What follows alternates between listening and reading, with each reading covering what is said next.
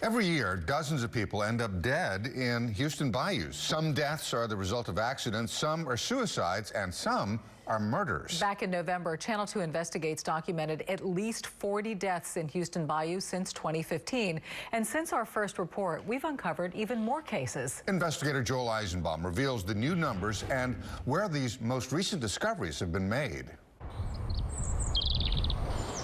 In some of Houston's most pristine places,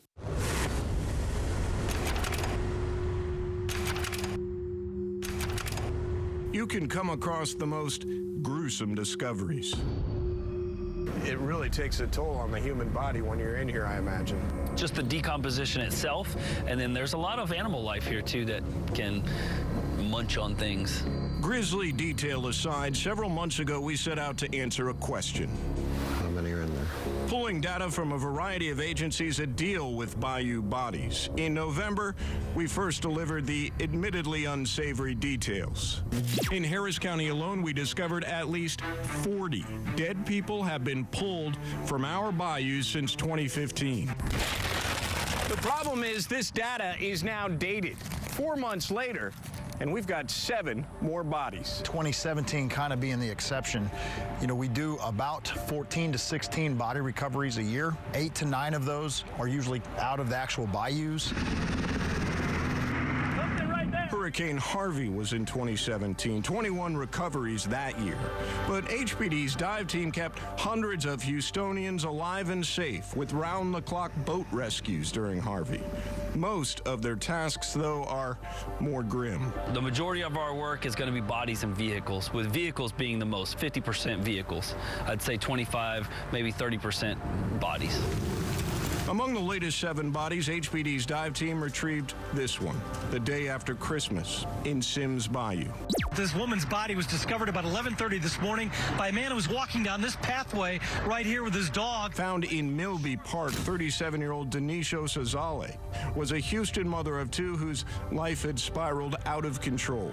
After she lost them 2 babies with CPS, she just looked like she couldn't keep a ball out of her hand. It appears someone stabbed Oshazali and then dumped her body in the bayou.